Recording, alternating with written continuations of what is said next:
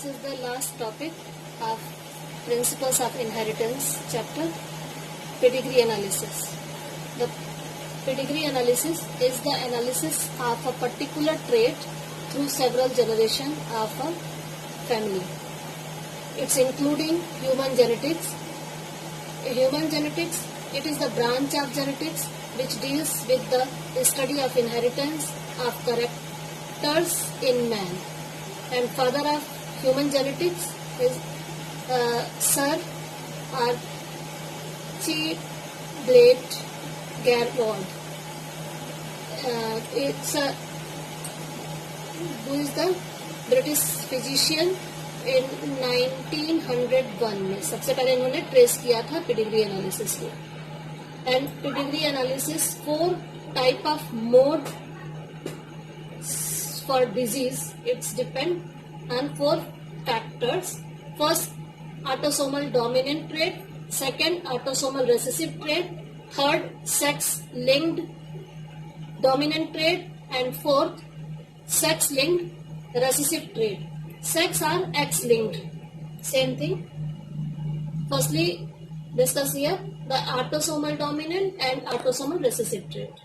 Autosomal dominant trait, for example, Huntington's disease, and an autosomal recessive, thalassemia, sickle cell anemia, alkaptonuria, and phenylketonuria.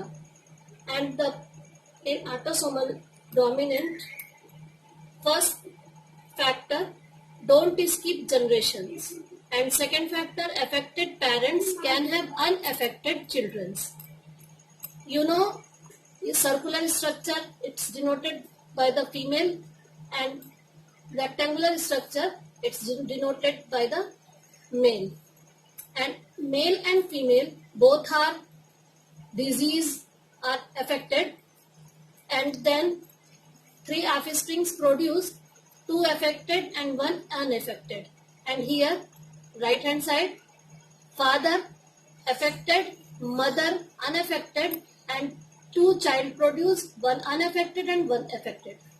And then unaffected couples, male and female, married with each other, then form new offsprings, 2 male and 1 female. And all of offsprings means this reason it's an unaffected site. Means affected parents can have unaffected children. Affected parents, both parents are affected, male and female, and then affected means 1 unaffected child produced at this site. First generation, parental generation, and second generation and third generation. Means इस third generation में एक भी children affected नहीं हुए. And the right hand side, autosomal, तो ये ध्यान देने वाली बात है कि इसमें चिल्ड्रन पेरेंट्स अफेक्टेड होते हैं बट चिल्ड्रन नॉन अफेक्टेड होता है.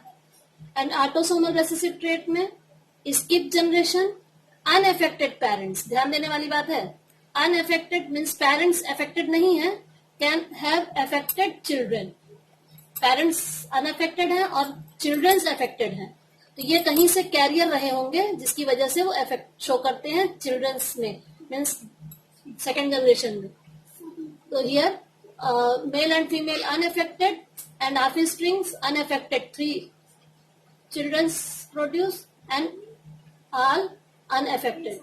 And right hand side, mother affected, father unaffected, and the child 2, 1 boy and 1 girl unaffected and 1 boy affected, and married with affected woman, then produce both offsprings, male and female, both are affected. And in this case, both are unaffected and children affected, and both 3 children produce 1 male and 2 female, 1 male unaffected and 1 female unaffected, and the 1 female affected. And here mother affected, father unaffected, and children, boy affected and girl unaffected. Means this reason कि parents unaffected है और child affected है. Understand? And the third point is sex-linked dominant trait or X-linked dominant trait.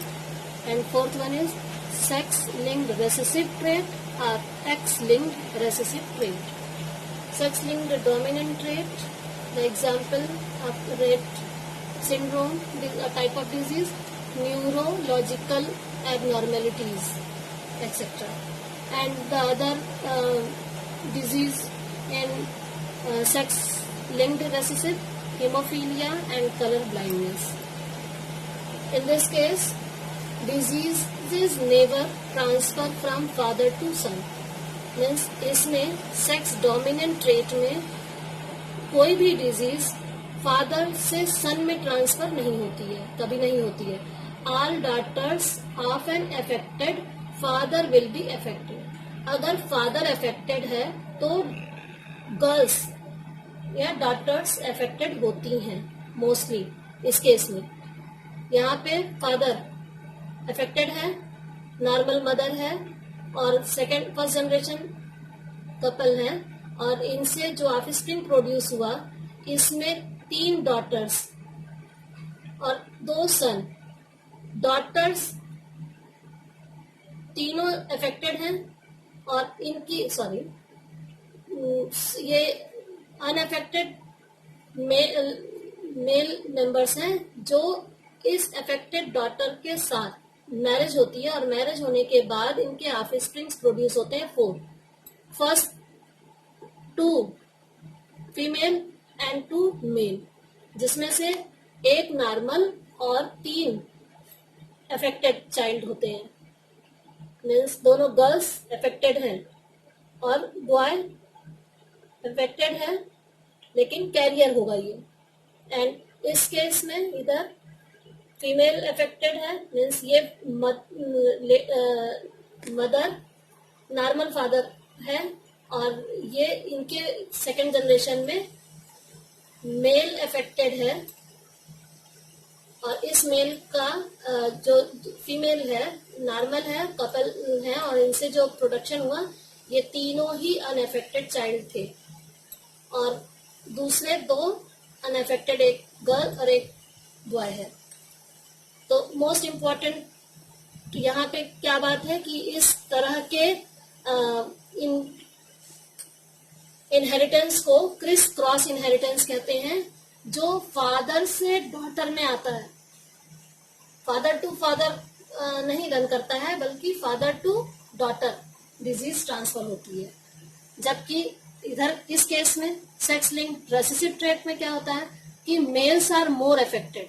इसमें males affected होते हैं. Disease tends to transfer from mother to son and father to daughter. Mother को अगर disease है तो सन में जाएगी और फादर को डिजीज है तो डॉटर में आएगा. फादर टू सन कभी भी ट्रांसफर नहीं होता है. तो ये भी क्रिस क्रॉस का ही एग्जाम्पल है और इसमें नॉर्मल फादर है और मदर अफेक्टेड है और इनसे प्रोड्यूस हुए 4 ऑफस्प्रिंग्स, 2 गर्ल और 2 सन. मदर को थी इसलिए जो सेकंड जनरेशन है उस सेकंड जनरेशन में दोनों बॉय जो हैं ये अफेक्टेड हो गए, सन इनके अफेक्टेड हुए और इनको इनकी फिर मैरिज हुई अनअफेक्टेड की नॉर्मल मैन से. तो इनका जो प्रोजेनी था इसमें एक, क्योंकि ये मदर कैरियर हो सकती है इसलिए यहाँ पर मेल में ट्रांसफर हुई डिजीज, फीमेल अनअफेक्टेड है, दूसरा मेल अनअफेक्टेड है और फीमेल भी अनअफेक्टेड है. 4 चाइल्ड में एक अफेक्टेड चाइल्ड प्रोड्यूस हुआ. इधर बोथ फादर एंड मदर दोनों ही अफेक्टेड है तो इनकी नेक्स्ट जनरेशन में सारे अफेक्टेड ऑफस्प्रिंग्स प्रोड्यूस हुए. मीन्स इन दोनों में क्या कहते हैं ध्यान देने वाली बात है, यहाँ पे फादर अफेक्टेड है और फादर से जो भी करेक्टर्स डिजीज के ट्रांसफर हो रहे हैं वो डॉटर्स में हो रहे हैं और यहाँ पे मदर अफेक्टेड है, मदर से जो भी डिजीज ट्रांसफर हो रही है वो सन में हो रही है. मोस्टली सन में होती है और डॉटर में नहीं होती है.